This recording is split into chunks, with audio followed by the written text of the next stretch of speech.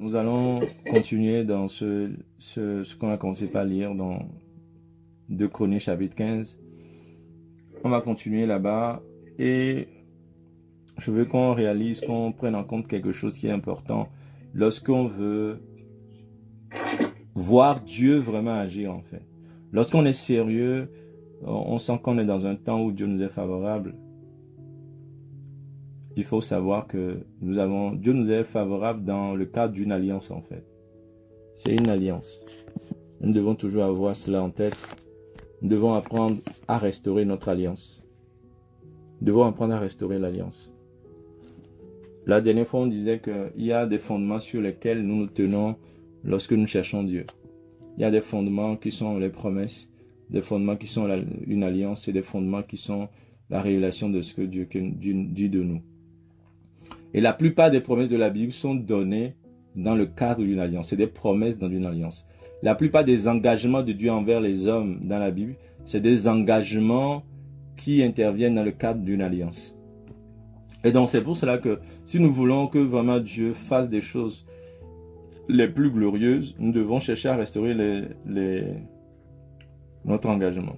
Et nous allons regarder quelque chose avant de continuer, sachant que là nous sommes en train de, on l'a dit depuis le lundi, que nous sommes en train de parler de comment vraiment détruire les fondements des ténèbres qui agissent dans nos familles.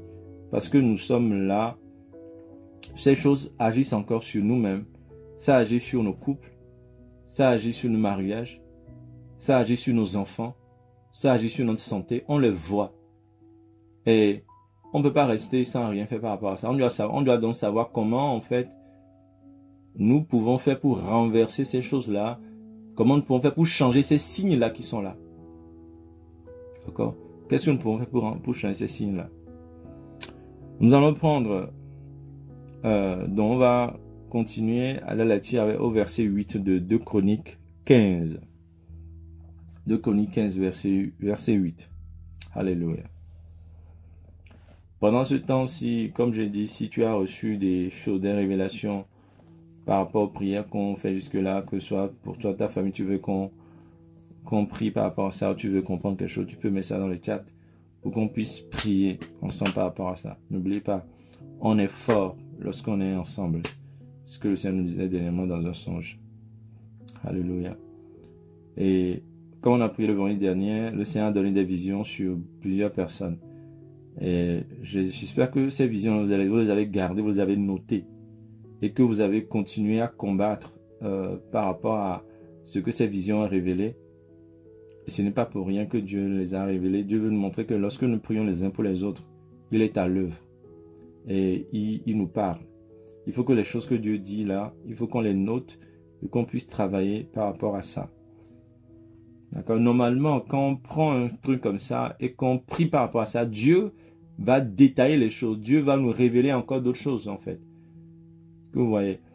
Et si on n'a pas plus d'éléments, c'est comme si, je ne sais pas si ces sujets on les a vraiment portés en prière.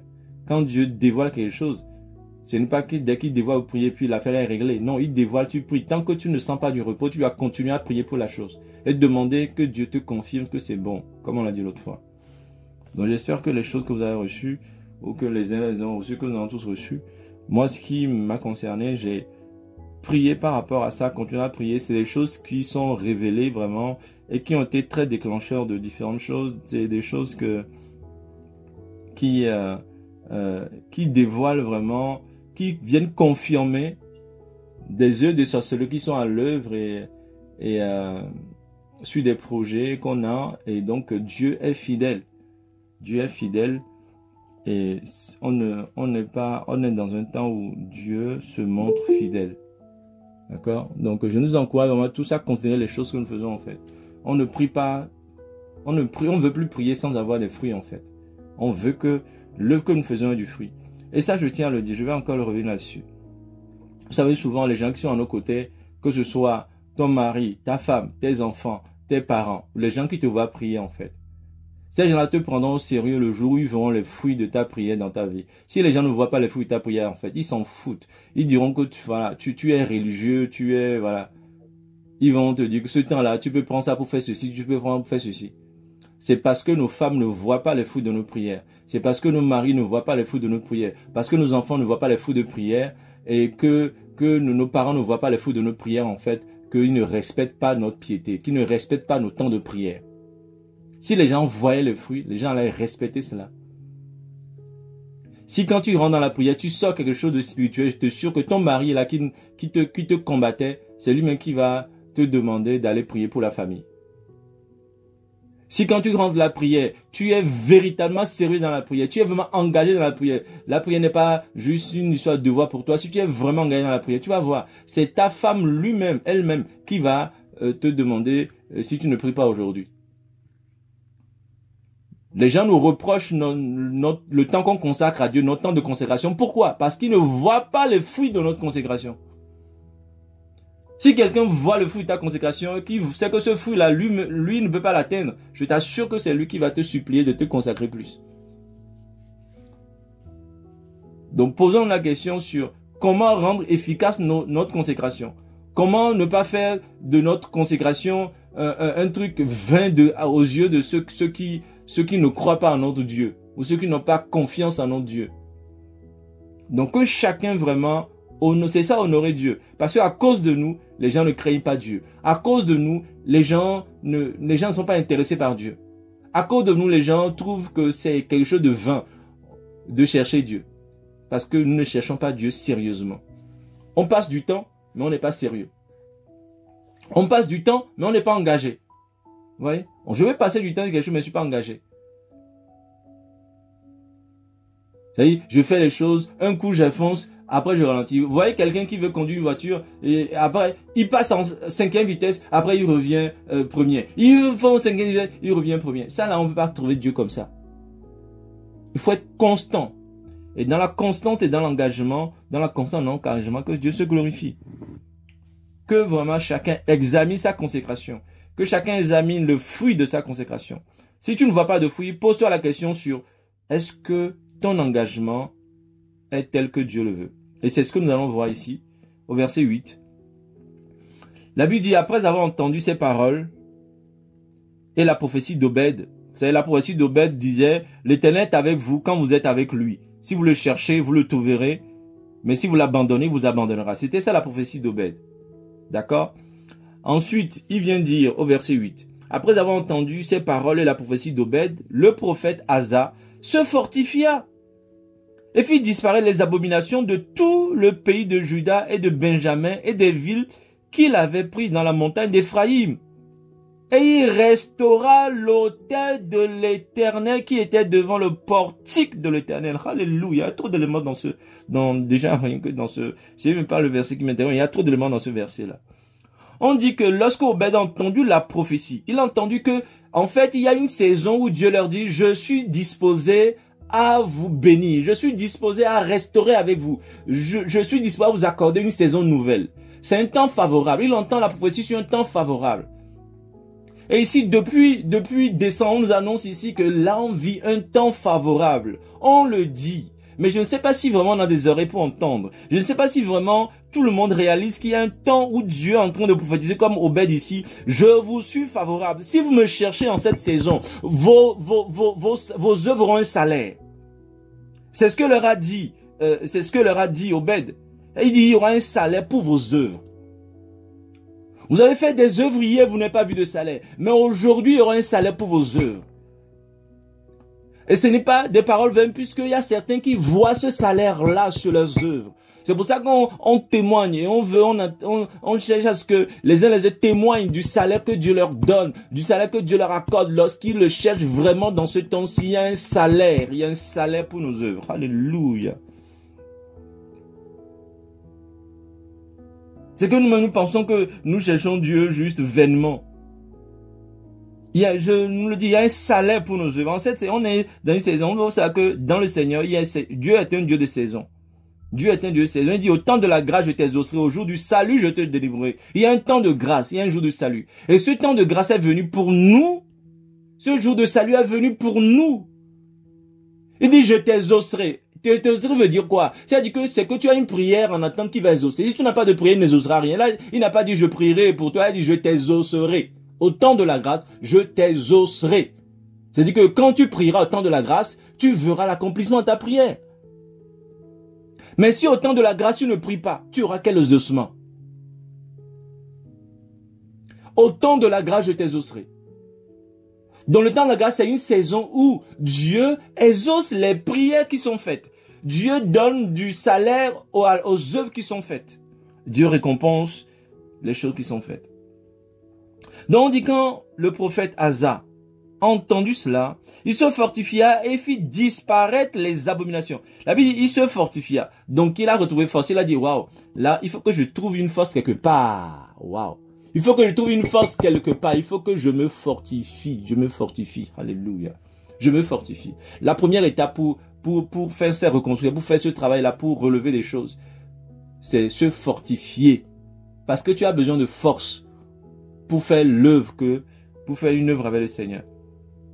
Il dit à Josué, fortifie-toi et prends courage. Fortifie-toi. Tu auras besoin de force pour te lever, pour prier. Tu auras besoin de force pour résister aux intimidations. Tu auras besoin de force pour tenir ferme quand les démons vont intimider en attaquant ici et là. Tu auras besoin de force pour ne pas penser à ce que tu vois, mais pour regarder à ce que Dieu t'a promis. Tu auras besoin de force pour pouvoir avancer malgré les oppositions. Tu auras besoin de force, alléluia, pour briser l'intimidation de l'ennemi. Tu auras besoin de force. Lorsque les gens te diront que tu cherches en vain, lorsque les gens te diront que ton Dieu n'agit pas, tu auras besoin de force pour tenir devant les calomnies, devant les mépris, pour tenir devant même la faiblesse de ta chair. Tu auras besoin de force pour accepter tes humiliations. Alléluia. Tu auras besoin de force. Il demande de se fortifier. On dit se fortifia. Et qu'est-ce qu'il fait avec cette force-là? Avec cette force-là, il fit disparaître les abominations de tout le pays de Juda. Il s'est fortifié, c'est pour se débarrasser des choses qui étaient des choses viles, des choses qui ne sont pas de Dieu, qui n'étaient pas de Dieu dans sa vie. Il s'est fortifié, il a commencé par se séparer. La force que Dieu te donne en fait, c'est pour que tu te sépares, pour que tu vives la sanctification, pour que tu arrêtes certaines choses, pour que tu arrêtes de te donner à des choses vaines. C'est pour que tu arrêtes de te consacrer à des choses futiles. Pour que tu détruis tes idoles. C'est quoi tes idoles? Les séries télé, les réseaux sociaux, je sais pas moi, l'amusement, les comédies, la distraction, c'est quoi tes idoles? Tu dois te séparer des abominations. C'est la télé. Il se force. C'est pour ça qu'il a besoin de force. Parce que tu n'as pas de force, tu ne peux pas te détacher de ces choses que tu aimais. Tu ne peux pas te détacher des réseaux. Tu ne peux pas te détacher de la séduction, de la convoitise. Tu ne peux pas te détacher de l'adultère. Tu ne peux pas te détacher de regarder les photos des femmes, les photos des hommes. Tu ne peux pas te détacher de ces choses que ta chair aime. Tu ne peux pas te détacher de parler vainement de calomnie et d'arrêter les calomnies. Tu ne peux pas te détacher. Tu as besoin de force pour te sanctifier. Alléluia. La Bible dit qu'il se fortifie et il fit disparaître les abominations. Les amis, c'est pas, Dieu ne vient pas, c'est pas parce qu'on dit le temps est favorable que Dieu nous exauce dans n'importe quelle condition. Le temps favorable nous ouvre les yeux pour qu'on sache de quoi on doit se débarrasser. Parce que ce temps favorable-là, Dieu t'ouvre les yeux. Tu n'es plus aveugle, Dieu te parle, Dieu t'éclaire. Si tu médites juste 5 minutes, tu vas avoir des révélations que tu ne pouvais pas avoir avant quand tu méditais 1 heure. Quand tu pries juste 10 minutes, tu vas avoir des révélations que tu n'avais pas avant quand tu priais 1 heure avant. Parce que le temps est favorable. Un temps favorable veut dire que quand tu sèmes un peu, tu moissonneras beaucoup. C'est ce que ça veut dire. Mais si tu ne sèmes rien, tu ne moissonneras rien. Le temps favorable veut dire que Dieu décuple ta force. Tu viens avec peu de force, lui l'ajoute beaucoup. Mais il faut que tu viennes avec quelque chose. C'est ça le temps favorable. Le temps favorable ne veut pas dire que Dieu remplace l'homme. Ça veut dire que Dieu complète l'homme. Il faut que l'homme initie. Il faut que l'homme s'approche de Dieu. Et c'est ce qu'il dit au début. L'Éternel est avec vous quand vous êtes avec lui. Alléluia. Maïko salilaka. Alléluia. C'est quand vous êtes avec lui qu'il est avec vous. C'est quand vous êtes avec lui. Et ces gens-là, et en fait, Azaria a bien compris la prophétie. On lui dit, l'Éternel est avec vous quand vous êtes avec lui. Donc il a cherché à être avec lui pour que l'Éternel soit en retour avec lui. Et donc il a compris quelque chose. Comment je peux faire pour être avec Dieu? C'est en détruisant les abominations qu'il y a dans la ville. C'est le premier pas. Tu ne peux pas vouloir que l'Éternel soit avec toi, que l'Éternel te soit favorable, que tes prières soient exaucées dans le temps de grâce, si tu ne fais pas disparaître les abominations de tout le pays, de ta vie, de ta maison. Ben non. Il doit y avoir une réforme dans notre vie. Il doit y avoir une réforme dans notre emploi du temps. Il doit y avoir une réforme dans nos priorités pour que l'Éternel soit avec nous. Une réforme. Et bien là, de toutes les abominations. Afin de se rapprocher de l'Éternel. Oh, je ne sais pas si nous comprenons nous-mêmes ces choses. Je ne sais pas si nous comprenons ces exigences. Surtout pour quelqu'un qui veut que l'Éternel soit avec lui. Alléluia. Il faut que toi, tu sois avec l'Éternel. Il faut que toi, tu montres que tu n'es plus avec les choses du monde. Tu n'es plus avec les choses du monde. Est-ce que tu arrives à discerner le monde dans ta vie? Si tu n'as pas de discernement des choses du monde, prie Dieu, je t'en supplie. Tu as un vrai problème de conversion. Parce que la Bible dit en fait que personne ne peut voir le royaume de Dieu s'il ne naît de nouveau, s'il ne naît d'en haut. Tu ne peux pas percevoir, tu ne peux pas voir le bon sens, tu ne peux pas discerner en fait les abominations dans ta vie si tu ne nais pas de nouveau. C'est la nouvelle naissance, c'est parce que tu es né d'en haut que l'Esprit de Dieu te fait voir les mauvais désirs d'hier, que l'Esprit de Dieu te fait discerner le mal du bien, que l'Esprit de Dieu te fait discerner les abominations qu'il y a dans ta vie. Il faut être né de nouveau pour voir le royaume. Si tu n'es pas né de nouveau, tu auras une mauvaise perception des choses. La vraie nouvelle naissance qui nous donne une bonne perception des choses. C'est pas aujourd'hui, on reconnaît que ça c'est mauvais, mais bon, demain on retourne encore. Aujourd'hui on reconnaît que cette relation là est mauvaise, demain on retourne encore. Aujourd'hui on reconnaît que cette vie là est mauvaise, demain on retourne encore. Il a détruit, il a fait disparaître les abominations de la ville. Alléluia. Et ce n'est pas tout. Ce n'est pas tout. Lorsqu'il a fait détruire les abominations, la Bible dit il restaura l'autel de l'Éternel. Alléluia. Alléluia. Et d'abord, quelque chose d'important, on dit qu'il fit disparaître les abominations de tout le pays de Juda et de Benjamin et des villes qu'il avait prises dans la montagne d'Éphraïm. Donc, dans tous les domaines de ta vie, dans tous les domaines, dans tes projets professionnels, familiales, relationnels, ministériels, tout, avec tes parents, avec tes frères, avec tes collègues, tu dois chercher un changement partout dans tes domaines. C'est pas dans une seule ville, dans toutes les villes de ta vie, dans tous les projets, dans tous les domaines de ta vie, tu dois faire une réforme. Dans tes pensées, dans ton intelligence, dans ta manière de percevoir les choses, dans tes rapports avec ta famille. En fait, tu dois chercher à ce que la justice de Dieu soit établie dans chaque domaine de ta vie. Est-ce que tu es un bon père? Est-ce que tu es un père selon Dieu? Est-ce que tu es un mari selon Dieu? Est-ce que tu es un fils selon Dieu? Est-ce que tu es une mère selon Dieu? Est-ce que tu es une épouse selon Dieu? Tu dois chercher toutes ces villes-là, tous ces domaines de ta vie-là doivent être rendus conformes. Tu dois détruire toutes les abominations qu'il y a là-dedans. Si tu parlais mal à ton mari hier, eh bien maintenant tu vas bien parler à ton mari parce que là, tu es en train de sortir l'abomination de l'insoumission, de la rébellion. Tu es en train de sortir l'abomination de la distraction, l'abomination de l'égoïsme, etc., etc. Nous devons sortir l'abomination dans tous les domaines de notre vie et reprendre notre position, notre place, qui est celle voulue par Dieu. Et donc, une fois que nous avons, en fait, sorti l'abomination, et là, maintenant, il a restauré l'autel de l'Éternel qui était devant le portique de l'Éternel. L'autel, c'est pour faire des sacrifices. Dans le mot autel, il y a sacrifice. Il n'y a pas d'autel sans sacrifice, en fait. L'autel est établi pour recevoir des sacrifices. Alléluia. Et donc, c'est après avoir fait disparaître les abominations qu'on peut faire des sacrifices, mes amis. Alléluia. Si nous venons ici, si nous disons que nous faisons des sacrifices, nous sommes au veillé, nous nous levons à 5 heures, à 4 heures, et que nous gardons les abominations dans nos vies, là, c'est zéro. C'est nul et sans effet, en fait, nos sacrifices. Dieu répond au sacrifice de quelqu'un qui a compris qu'il faut d'abord faire disparaître l'abomination. On ne peut pas avoir à la fois les ténèbres et Dieu dans nos vies, en fait. Soit on doit faire un choix. Soit tu fais disparaître les abominations et tu fais des sacrifices pour Dieu. Soit tu gardes tes abominations et va sacrifier pour l'Éternel. Ne viens pas sacrifier pour Dieu. Dieu ne prend pas ces sacrifices-là. La Bible dit que celui qui détourne son oreille pour écouter la loi de Dieu, sa prière même est une abomination. Tes sacrifices-là, même que tu fais comme le Seigneur va le dire, c'est une fumée devant mes narines. En fait, quand tu fais monter tes holocaustes, c'est une fumée dans mes narines, en fait. C'est pas un parfum, c'est une fumée. Par contre, quand tu te débarrasses des abominations et que tu pries, tu offres ton sacrifice. Tes sacrifices-là, c'est un parfum de bonne odeur. C'est pas une fumée dans les narines du Seigneur. Je veux que nous comprenions les exigences de la restauration, de quelqu'un qui veut vivre une saison favorable avec Dieu. Saison favorable ne veut pas dire que vient qui veut ou fait qui peu importe ce qu'on fait là, Dieu se glorifie. Non.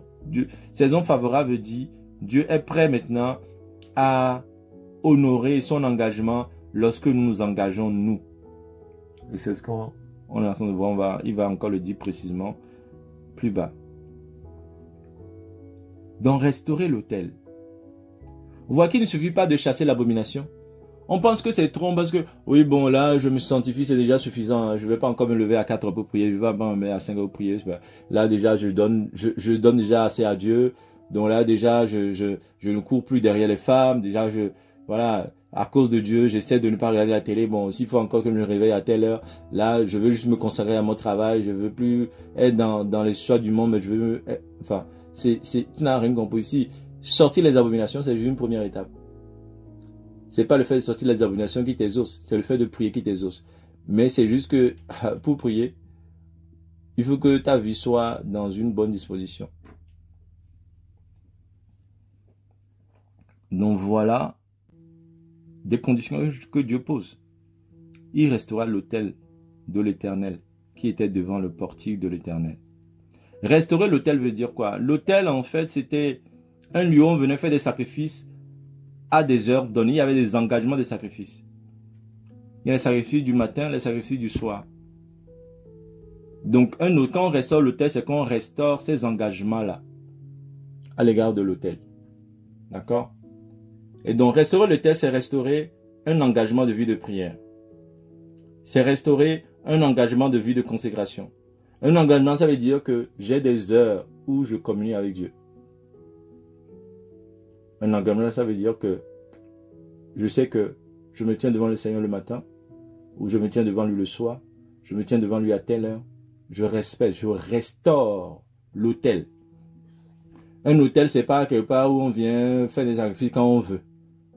Il y a des sacrifices, il y a des sacrifices, il y a des heures minimum, des heures dédiées pour le sacrifice. Et quand on respecte, après, il peut y avoir d'autres heures libres où on peut venir donner son sacrifice librement. Mais il y a un engagement minimum. Donc, il a restauré l'autel qui était devant le portique de l'Éternel. Il avait dit au verset 9, il assembla tout Juda et Benjamin, et ceux d'Éphraïm, de Manassé et de Siméon, qui habitaient parmi eux. Car un grand nombre de gens d'Israël se joignirent à lui, lorsqu'ils virent que l'Éternel, son Dieu, était avec lui. Vous voyez? C'est ce que je disais. Quand nos familles voient que l'Éternel est avec nous, ils vont se joindre à nous, en fait. Si ta femme ne se joint pas à toi, si ta femme te critique de trop prier, c'est parce qu'il ne voit pas encore que l'Éternel est avec toi. Quand elle verra que l'Éternel est avec toi, je peux te dire que c'est elle-même qui va te dire, réveille-moi la prochaine fois que tu prieras. Si ton mari ne voit pas, ne te rejoint pas en prière, c'est parce que ton mari attend en fait de voir le fruit de ta prière. Quand tu vas voir, c'est elle-même qui va te réveiller, chérie, tu veux pas qu'on prie un peu? Tu veux pas prier avec moi? C'est comme ça. Si tes enfants voient les choses que Dieu te donne dans la prière, voient que l'Éternel est avec toi, parce que tu les avertis des choses qui arrivent dans leur journée, ils vont dire, le Dieu de maman là, c'est terrible, hein. Effectivement, maman m'a dit ça aujourd'hui, il m'a dit ça l'autre fois, il m'a dit que la vie en son ceci. Quand tes enfants commencent pas à voir des choses que tu leur annonces en fait, parce que tu as reçu des révélations, je t'assure, même tes enfants vont commencer à chercher ton Dieu. C'est parce qu'ils ne voient pas que l'Éternel est avec nous. C'est pour ça, moi, je vous dis, arrêtons de forcer, cherche que l'Éternel soit avec toi. Et c'est les gens qui courront après toi. Cherchons que l'Éternel soit avec nous. Arrête de forcer ton mari de dessus, arrête de forcer ta femme de dessus, arrête de forcer tes enfants de dessus. Cherche que l'Éternel soit avec toi. Arrête de vouloir passer de maison en maison pour amener les gens. Cherche que l'Éternel soit avec toi seulement. C'est tout. Cherche que l'Éternel soit avec toi. Si l'Éternel est avec toi, en fait, c'est lui-même qui amènera les gens, en fait. L'onction attire, les amis. L'onction attire. C'est quand on n'a pas l'onction que on va attirer les gens. En fait, c'est nous allons attirer les gens par nous-mêmes. C'est pas les gens qui sont attirés par nous, en fait. Je sais pas si vous suivez. Mais en fait, c'est que l'onction elle-même, elle fait que les gens viennent vers nous. Nous devons donc chercher à ce que l'Éternel soit avec nous. Quand les gens voient le fruit, eh bien, ils sauront que... Si tu as une révélation sur un danger qui va arriver à ta femme au boulot, ou une situation qui va lui arriver, et tu l'as averti, tu penses que quand ta femme ira et que ta révélation l'a sauvée, tu penses que ta femme ne va craindre ton Dieu? Si ton mari, tu l'as averti sur une situation qui va arriver dans cette journée parce que Dieu te l'a révélé en songe et que la chose se passe, tu penses que ton mari ne va pas commencer par craindre ton Dieu? Même pas te respecter toi? Parce que tu vois, ma femme, elle est terrible. Elle ne va pas dire ça peut-être devant toi parce qu'elle est orgueilleuse, il est orgueilleux, mais en fait, ton mari, il sait qu'il a un Dieu en fait. Il sait que sa femme a un Dieu. Il le sait, même si tu ne le confesses pas. Parce que les hommes sont tellement orgueilleux, ils ne vont pas reconnaître devant toi. Mais devant leurs amis ou ailleurs, ils vont dire, oh, moi, ma femme, c'est vraiment une femme de prière, hein, ma femme, elle est comme ci, elle est comme ça, mon mari, elle est comme ci, elle est comme ça. Devant toi, ils vont pas le montrer, mais derrière toi, ils savent rendre témoignage de ta consécration. Est-ce que vous voyez? Donc, cherchons ce que l'Éternel soit avec nous. Et donc, pour cela, faisons l'effort, travaillons, séparons-nous des idoles et restaurons l'autel de l'Éternel.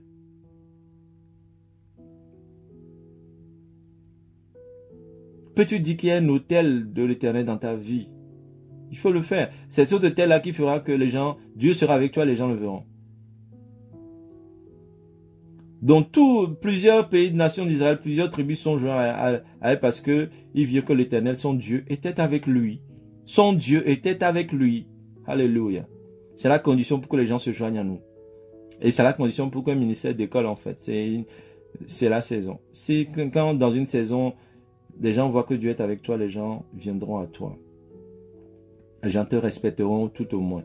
Parce qu'il y a un temps où Dieu nous met en public, un temps où Dieu aussi nous garde en cachette. Mais ceux qui te connaîtront te respecteront. Le respect vient parce qu'on a vu que Dieu est avec toi. Verset 10.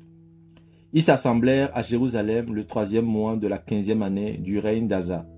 Ce jour-là, verset 11, ils sacrifièrent à l'Éternel sur le butin qu'ils avaient amené 700 bœufs, 7000 brebis. Verset 12, c'est ce qui m'intéresse aujourd'hui, tout le reste qu'on a dit est important, mais c'est pour nous amener à ceci. Verset 12, ils prirent l'engagement de chercher l'Éternel, le Dieu de leur père, de tout leur cœur et de toute leur âme. Et ils sont musical dit, et quiconque ne cherchera pas l'Éternel, le Dieu d'Israël, devrait être mis à mort. Waouh! Petit ou grand, homme ou femme. Ils juraient fidélité à l'Éternel à voix haute, avec des cris de joie et au son des trompettes et des cors. Tout Juda se réjouit de ce serment, car ils avaient juré de tout leur cœur qu'ils allaient chercher l'Éternel de plein gré. Et il avait trouvé. Et l'Éternel leur donna du repos de tous côtés. Alléluia. L'Éternel leur donna du repos de tous côtés. Tu vas avoir du repos. Pourquoi il dit que l'Éternel leur donna du repos de tous côtés? C'est parce que, en fait, au verset 5, il disait, dans ces temps-là, point de sécurité pour ceux qui allaient et venaient. Car il y avait de grands troubles parmi tous les habitants du pays. On se heurtait peuple contre peuple, ville contre ville, parce que Dieu les agitait de toutes sortes d'angoisses. Il y a des problèmes dans ton couple. Vous vous heurtez dans le couple, des incompréhensions tout le temps, des incompréhensions avec les enfants, des problèmes de santé. Tu cours à gauche et à droite. Aujourd'hui, celui-ci est malade, demain c'est l'autre. Aujourd'hui, c'est le mari. Aujourd'hui, c'est toi. Demain, c'est toi-même, c'est ta mère, c'est ton père. Tu cours à gauche et à droite. Il dit en fait que, il se heurtait ville contre ville, peuple contre peuple. Il y avait tout parmi les peuples. Parce que Dieu les agitait par toutes sortes d'angoisses. Dieu les agitait. Tu es sous les agissements de l'Éternel. Tu es agité de tous côtés. De tous côtés. C'est pour ça qu'il te dit, si tu cherches l'Éternel, en fait, il te donnera du repos de tous côtés. Alléluia. Il te donnera du repos de tous côtés. Nous avons le choix. Ou nous continuons à être agités de tous côtés et à espérer faussement qu'un jour ça changera. Ou nous cherchons l'Éternel, le Seigneur nous donnera le vrai repos.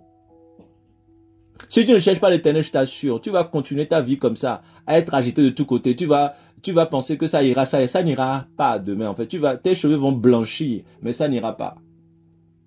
Parce que tu n'as pas discerné ce qui contribuait à ta paix, comme Jésus disait.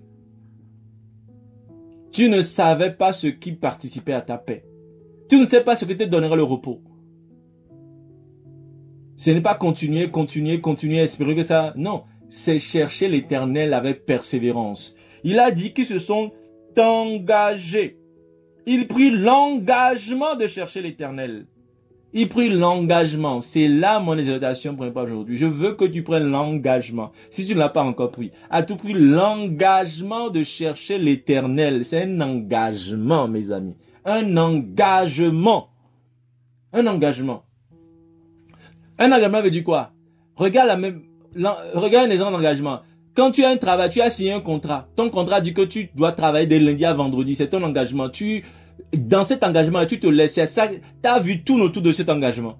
Tu te lèves tous les matins, tu vas au boulot parce que tu t'es engagé. C'est ça un engagement. Et la Bible dit, si tu veux aussi en fait retrouver Dieu là, si tu veux que Dieu te donne du repos, engage-toi à le chercher. Engage-toi.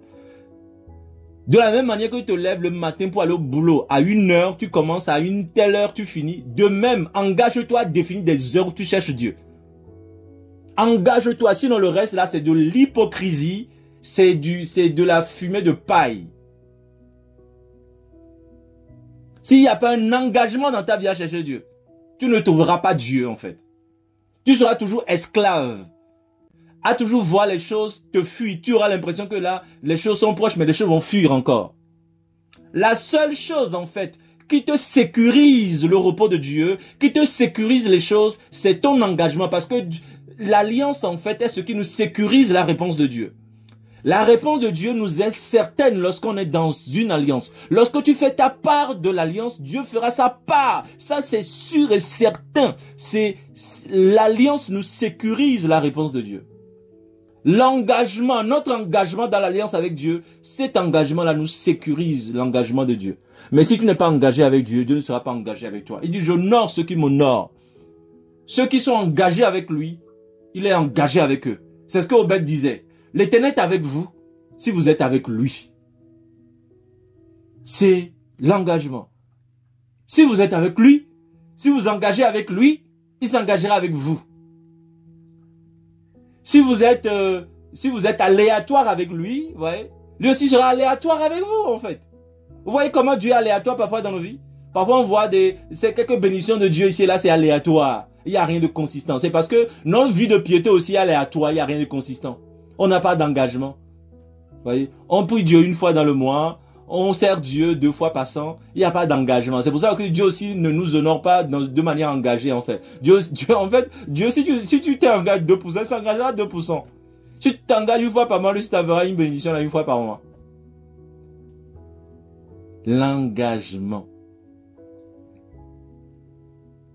Alléluia.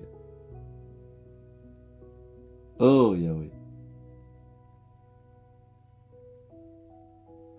Il dit, pardonne nos offenses, nous, comme nous pardonnons aussi à ceux qui nous ont offensés. Il est toujours un Dieu de mesure. Dieu, comme il dit encore, on te mesurera avec la coupe dont tu as mesuré pour l'autre. En fait, Dieu, tu es un Dieu de mesure. Dieu est un Dieu de mesure. Alléluia. Oh, que Dieu nous aide à comprendre cela. Ce que je viens de dire, c'est précieux ce que je viens de dire. Dieu est un Dieu de mesure, en fait. C'est le niveau d'engagement que tu as avec lui. Ça garantira le niveau d'engagement qu'il y aura avec toi, en fait. Le niveau de sérieux que tu as avec lui garantira le niveau de sérieux qu'il aura avec toi. Le niveau de consistance que tu auras avec lui garantira le niveau de consistance qu'il y aura avec toi. Dieu est un Dieu de mesure. Si tu lui donnes un quart de ta vie, il agira dans un quart de ta vie. Si tu lui donnes 1 heure de ta journée, il agira dans 1 heure de ta journée. Tout dépend donc de toi en fait. Ce que tu donnes à Dieu, la même mesure te reviendra. Tout dépend de toi. Que voulons-nous obtenir de Dieu? Il faut que nous donnions, nous ayons un input, nous donnions quelque chose et qu'en retour, nous ayons sa réponse. L'Éternel est avec vous lorsque vous êtes avec lui. Il prit l'engagement de chercher l'Éternel, Dieu de leur Père. Alléluia. Est-ce que vous voyez? Oh, que Dieu nous aide à comprendre la valeur de l'engagement. Sérieusement, la valeur de l'engagement. L'engagement a une valeur spirituelle qu'on n'imagine pas. On peut pas vivre une vie chrétienne sans engagement. Quels sont tes engagements à l'égard de Dieu? Déjà, ça, c'est pas juste avec Dieu, en fait, c'est dans le monde spirituel. Je nous ai dit, en fait, que lorsque tu vois, en fait, quand nous voyons comment le monde des ténèbres agit, nous comprenons également comment le monde spirituel, en fait, quand nous voyons comment le monde spirituel agit dans les ténèbres, ça nous enseigne, parce que Satan ne fait que copier Dieu, en fait. De la même manière que les adeptes de la sorcellerie ou les adeptes de Satan sont engagés avec Satan pour obtenir des résultats, ben, nous devons être engagés aussi, en fait. Jésus était quelqu'un d'engagé. Le monde spirituel, c'est un monde d'engagement. Tu dois choisir ton camp dans le monde spirituel, en fait. Quelqu'un qui n'a pas de camp, qui ne sait pas dans quel camp il joue dans le monde spirituel, il n'est pas du spirituel, c'est un jouet, en fait. C'est un jouet. Quels sont nos engagements? Il ne s'agit pas de prendre des engagements qui sont au-dessus de nos forces. Mais sache que tu commences par un petit engagement et tes engagements vont évoluer. Parce que le petit engagement, en fait, que tu auras, te donnera aussi une réponse petite, en fait. C'est à la mesure de notre engagement avec le Seigneur. À quel point voulons-nous être engagés avec lui? Voilà. Et c'est ça qu'on appelle la consécration.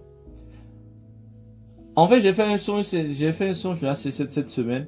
Je pense qu'on devait être dans la maison, dans une maison où, enfin, ça ressemble à la maison d'Hector. C'est comme si on était invité, on était chez lui. Il y a plusieurs personnes qui sont rassemblées là-bas. Et je me disais, waouh, tout quand je vois ça, je me suis dit, il y a tellement de monde, ça donne envie de prêcher la parole de Dieu. Et puis, la parole que je devais prêcher, on me parle de la consécration. Je voulais parler aux gens de ce que c'est que la vraie consécration. La vraie consécration. J'ai fait le songe là cette semaine. C'est là quand je parle d'engagement là, c'est là que je me rends compte qu'en fait, ce songe là même, ça annonçait déjà ce qu'on est en train de partager là. La vraie consécration. Et je pense même que si dans le songe, c'est autour de la maison d'Hector, c'est pas pour rien. Parce que je pense que Dieu veut lui parler de la vraie consécration. La vraie consécration. C'est quoi la vraie consécration? Il n'y a pas de consécration s'il n'y a pas d'engagement. La vraie consécration.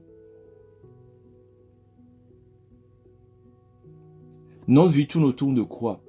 Je dirais que l'engagement. Regardez l'engagement du travail. Beaucoup de personnes, leur vie tourne autour, pour ceux qui travaillent, de leur engagement de travail. C'est-à-dire, tu as un contrat, on dit tu dois être là à telle heure, tu vas finir à telle heure. Et ça te prend tout ton temps. Et toi, tu n'as rien d'autre, tu n'as pas d'autres engagements dans ça.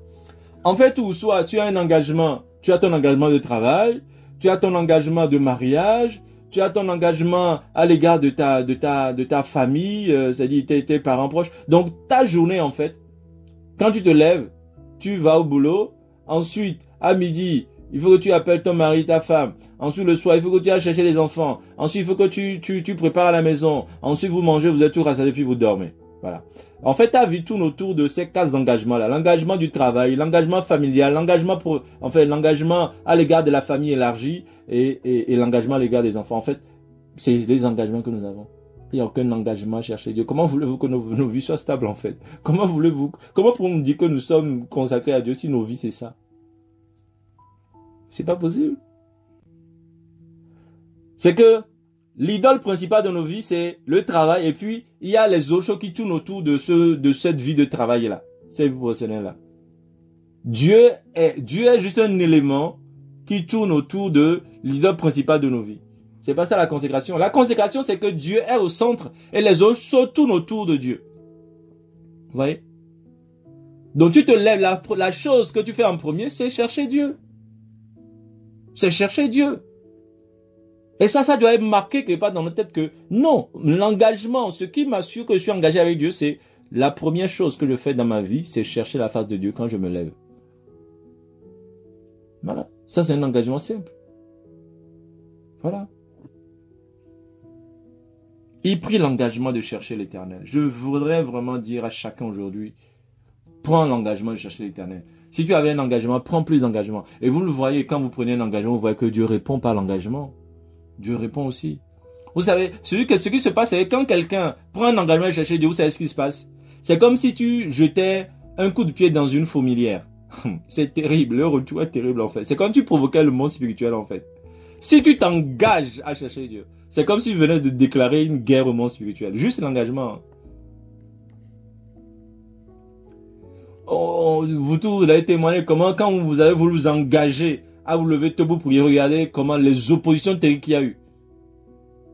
C'est que Satan n'aime pas l'engagement en fait. Quand un chrétien s'engage, il devient dangereux en fait. C'est pour ça que Satan n'aime pas ça. Un chrétien engagé avec Dieu là. Engagé sur la prière. Non, Satan n'aime pas. Chrétien engagé dans une vie de prière personnelle. Ah là là là là là. Il déteste. Et il rassemblera tout ce qui est possible. Parce qu'il sait que Dieu honorera ton engagement en fait. Ce dont il appelle, c'est pas toi, hein. C'est que Dieu va te répondre en fait. Il sait que Dieu va te transformer, Dieu va te changer. Si tu t'engages avec Dieu, tu ne seras plus la même personne en fait. C'est la personne que tu vas être dans un acte qui lui fait peur. C'est pas ce que tu es aujourd'hui. Et si tu te laisses continuer cet engagement, il est foutu. Parce que Dieu va te changer. Dieu va te changer. Et il a peur que Dieu te change en fait. Il a peur que tu sois un autre Franck. Il a peur que tu sois une autre Marilyn. Il a peur que tu sois une autre Reine. Il a peur que tu sois une autre Eliane. Que tu sois un autre Hector. Que tu sois une autre Jocelyne. Que tu sois une autre Ama. Il a peur que tu sois quelqu'un d'autre. Alors que c'est l'engagement qui nous change, les amis. Alléluia. La Bible dit que l'engagement leur donne le repos de tous côtés. Alléluia. L'Éternel leur donna du repos de tous côtés. Quand on dit le repos, tout ça, il dit quoi? C'est qu'ils ont vaincu, il n'y a pas de repos après. Le repos vient après la guerre, hein. Si tu as du repos, c'est que tu as vaincu la guerre. Tu as remporté la guerre. Le repos, c'est un butin de guerre. Dieu ne te donnera pas du repos sans avoir vaincu tes ennemis. C'est parce que Dieu a vaincu les choses qui t'agitaient à gauche et à droite. Il a vaincu les problèmes de maladies mystiques dans la vie de tes enfants. Il a vaincu les problèmes de jalousie des serpents dans la vie de ta femme, de ton mari. Il a vaincu les problèmes de sirènes qui amenaient l'irritation, la colère dans le cœur de ton mari. Il a vaincu les problèmes de mari de nuit qui faisaient que ton mari te frappait. Il a vaincu toutes ces choses. C'est pour ça que tu as du repos de tous côtés. Tu as du repos avec ton mari. Tu as du repos avec tes enfants. Tu as du repos avec tes employeurs. Tu as du repos avec tes parents, tu as du repos de tous côtés, alléluia, Michael Elisa Laka, alléluia. Tu as du repos de tous côtés, parce qu'elle a vaincu la sorcellerie qui agitait ta famille, la sorcellerie qui amenait la rébellion dans la vie de tes enfants, la sorcellerie qui amenait la division dans ta famille. Il a vaincu, et c'est pour ça que tu as le repos. Mais tout cela commence par l'engagement. L'engagement. Oh, que Dieu nous donne d'être engagés. Alléluia, que Dieu nous donne d'être engagés. Makaleya, sikeleya makala. Prions que Dieu nous donne d'être engagés. Alléluia, alléluia. Mal la kali la sale la kala. Oh, que Dieu te donne d'être engagé. Au-delà d'une prière, que vraiment tu te tiens devant Dieu, tu dis Seigneur, Seigneur, je t'en prie. S'il y a une aide que je peux demander aujourd'hui, donne-moi d'être engagé. Donne-moi d'être engagé. Parce que je vois que c'est la porte d'entrée. Fais-moi entrer par cette porte d'engagement. Fais-moi entrer par cette porte d'engagement, s'il te plaît. Alléluia. Fais-moi entrer par un engagement dans les bénédictions. Fais-moi entrer par, Seigneur mon Dieu, l'engagement dans les bénédictions que tu as préparées pour moi. Alléluia. Oh, élevons la voix et prions-le. Demande-lui ce dont tu as besoin, ce qui t'empêche aujourd'hui d'être engagé. Dis-lui, c'est un déchargement de tout ce qui m'empêche d'être engagé. Je veux commencer, même si c'est pas un petit engagement. Je veux commencer, mon Dieu. Je veux commencer par te chercher de tout mon cœur. Je veux commencer par te chercher par un engagement, Seigneur mon Dieu, de prière matinale, un engagement de méditation matinale, un engagement de prière avant de dormir, même si c'est 5 minutes, même si c'est 10 minutes. Je veux apprendre l'engagement, Seigneur mon Dieu. Oh, Esprit de Dieu, viens sur moi et enseigne-moi l'engagement. Viens sur moi et inspire-moi l'engagement. Viens sur moi et sors-moi de tout ce qui m'empêche d'être engagé. Esprit de Dieu, viens m'amener dans l'engagement qui m'assurera le repos de tous côtés, qui me donnera le repos de tous côtés. Oui, Seigneur, je veux le repos de tous côtés, mais le prix à payer, c'est l'engagement. Je désire le repos de tous côtés, mais le prix à payer, c'est l'engagement. Oh, j'aspire au repos de tous côtés, mais le prix à payer, c'est l'engagement. Alors, Seigneur, donne-moi de l'engagement. Seigneur, donne-moi de l'engagement. Seigneur, introduis-moi dans l'engagement. Oh Dieu, introduis-moi dans l'engagement. Brise tous les liens, brise toutes les chaînes qui m'empêchent d'aller sur ce chemin. Brise tous les liens qui m'empêchent d'aller sur ce chemin d'engagement, ce chemin d'engagement. Brise les liens, brise les chaînes, brise les liens, brise les chaînes, brise l'envoûtement qui m'empêche de me tenir dans l'engagement. Brise l'opposition, mon Dieu, qui se tient devant moi pour m'empêcher de m'engager. Brise la muraille de fer, le rideau de fer qui m'empêche de m'engager avec toi. Alléluia.